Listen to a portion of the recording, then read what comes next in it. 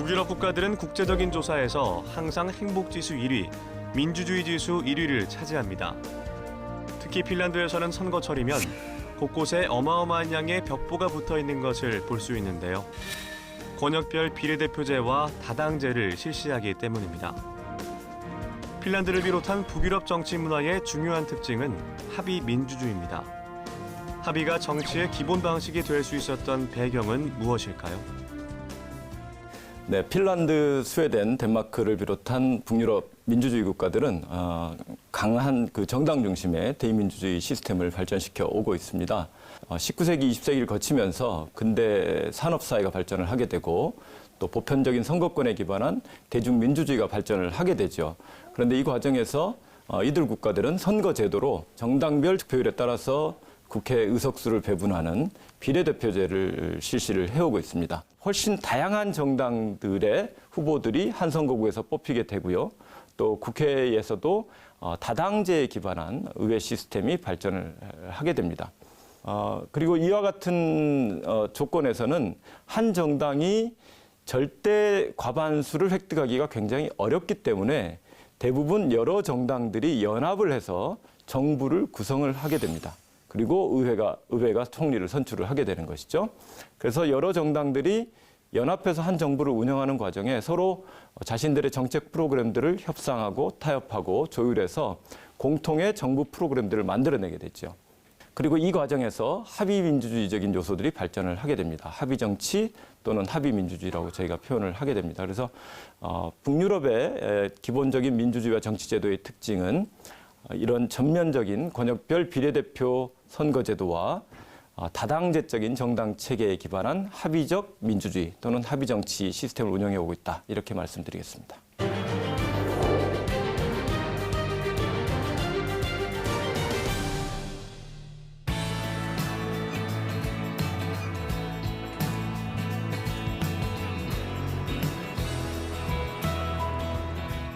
Really important aspect in the historical development of the party system in the Nordic countries is the strong position of voluntary movements and the fact that there have been different interests in society which have kind of sought representation in the parliament as well. And the labor movement is probably the prime example of this. So there has been kind of a general interest within the society to get a proportional representations of different aspects and not merely a majoritarian political system. What is very good in Finland, in the Finnish democracy, I think, is that we have very many small associations around different issues in this society. So people have their ways to join associations where they can further issues. But these associations, they just quite often tend to be, I would say, maybe not that political as they could be. They might be more about leisure time activities or sports or things like that. Of course, there are also associations that are politically active and trying to have an effect in the institutional politics. But at least I think it's good to have many associations. The proportional system, that is probably what you are after as well, that the proportional system creates the party system, the Duverger's law. Yeah. Strength is that it is proportional. You get all kinds of representation. Ours, without the electoral thresholds that they have, for example, in Sweden, is very proportional. We have lots of parties. That traditionally there have been 5 parties in the Nordic region. In all 4 major Nordic countries. Iceland is a bit different. There has been a large social democratic party, and then there has been a socialist party to the left of the Social Democrats. And then there has been an agrarian party representing the rural communities. And then we've had a liberal party and a conservative party. This has been the traditional 5 parties since the emergence of democracy in the Nordic countries 100 years ago or so. And this has been basically the same in all Nordic countries, with a bit different strengths in the different countries. So the Social Democrats have traditionally been dominant in all Nordic countries, but they've been particularly dominant in Sweden and Norway. And then among the three parties to the right, I'd say that Finland has an exceptionally strong centre party, exceptionally strong agrarian interest, and Denmark also.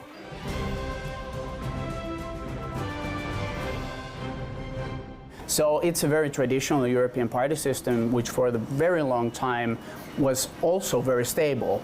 As they call the European party systems, they froze. They kind of like stayed way beyond how the class cleavages themselves change. So the party system was way more solid than the class cleavages. But eventually they started to melt as well, the party system. For example, the Greens, which is a kind of environmental party, is very strong in Finland and also in Sweden to a certain extent. And then we've all seen since the 70s a rise of different form of nationally conservative populist parties. So the traditional five-party system has kind of developed into a seven-party system, although in different ways in the different Nordic countries, so that the populists have gained popularity on behalf of different parties in the different countries, you could say.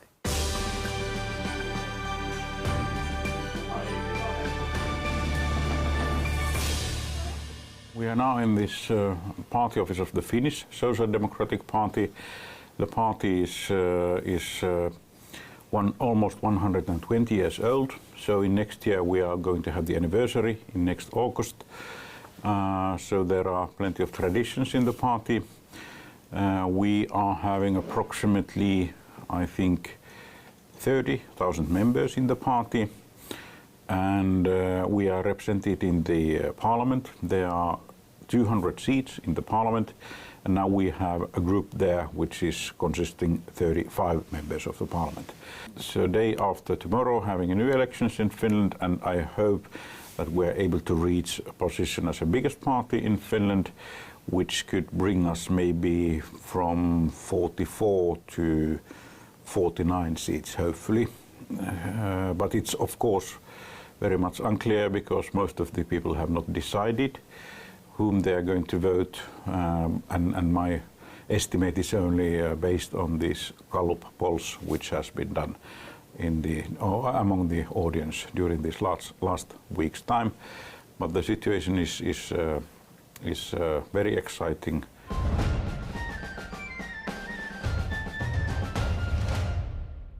So the party is 113 years old, and we're one of the oldest and parties who have been working most strongly. We have now about 100,000 members, and the background for us is that we are from the rural areas, so the regions are for us strong. So the agricultural questions and how the people are living everywhere in Finland. So that's the background of our party basically.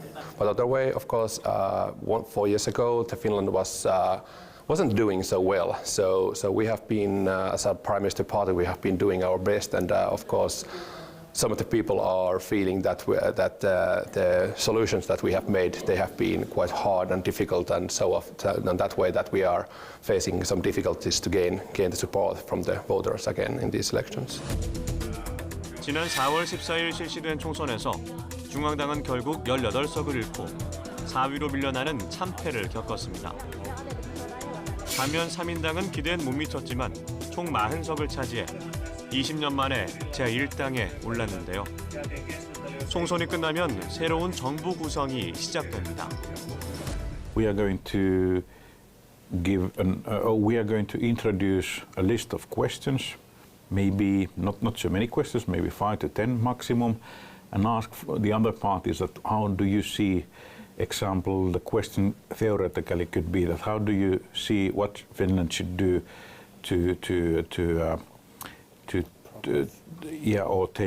take or which methods should we use to take this climate change in control? And then the parties should introduce their ideas, and then the person and the party who is trying to build up a government, they look all the answers and look that, well, these are similar with these parties, we are maybe able to govern together because we see which should be or what should be done in next governmental period. Normally in Finland we have that party that is the biggest party. The chairman of that party will be the negotiator to trying to get the right ground for the government. And of course it depends about how many persons we will get in the parliament and how many parliamentary person we will have in the next year. So that's the main thing about it. But even more than how big support we will get, it's more about that what are the topics in the governmental program. The smaller parties, they have important role, and of course they are more maybe focused on only one topic, but of course they are important part and important role for the governments to form the governments in the future, and they have been. So our relations have been good always with all the small parties. Of course, their thoughts and ideas might be a little bit different, but the government, it's the way to find a solution that we are facing, making the Finland better again. But how it's the question. So far we have found the solution always. Yeah.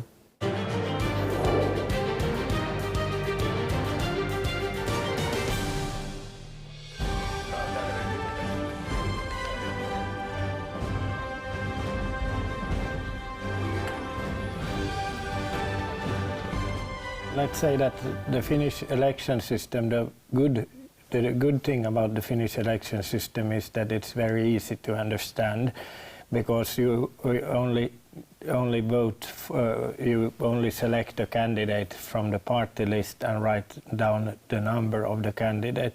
So it's very easy for people to understand how it works and how the votes are counted, and that's the good thing about the election system.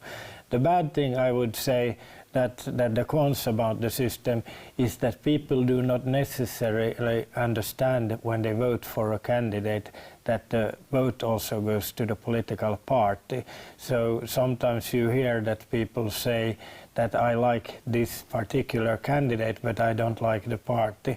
But if the candidate doesn't get elected, the vote goes directly to the party, and some other person from the party list will be elected based on that vote. And this is something that sometimes is unclear for people, the role of or the difference between parties and candidates. Turnout, election participation is rather high in European terms, but low in Nordic terms, and of course that is something we need to consider. Some have suggested that the fact that you need to vote for an individual candidate in the Finnish elections, so that can make the choice harder for a voter than if you would vote only for a party, as you do in Sweden, for example.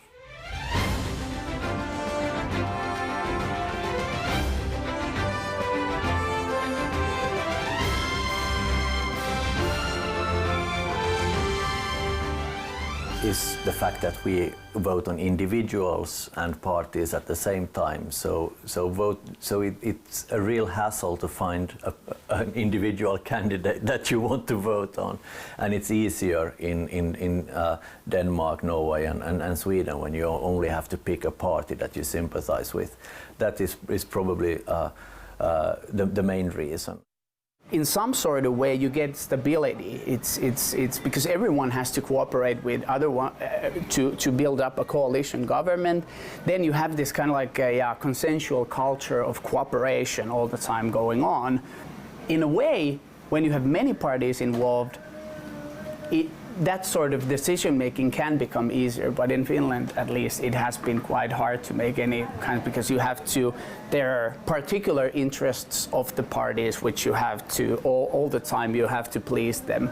So one solution that has been proposed is the block system, similar that is in Sweden. Two of them always made a coalition government. Since '87, even the Social Democrats and the Conservatives, who used to be the main rivals, before the election, they have traditionally formed blocks. You have the left wing and the right wing bloc, to put it like very simply.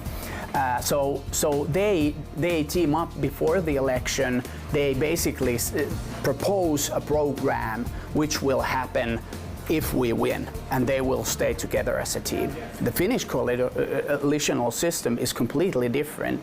Here no one says anything before the election, and after the election pretty much anyone can team up with anyone. A multi-party system, it's easier for people to get engaged, and it's easier to find a representative or a party that represents your own political views.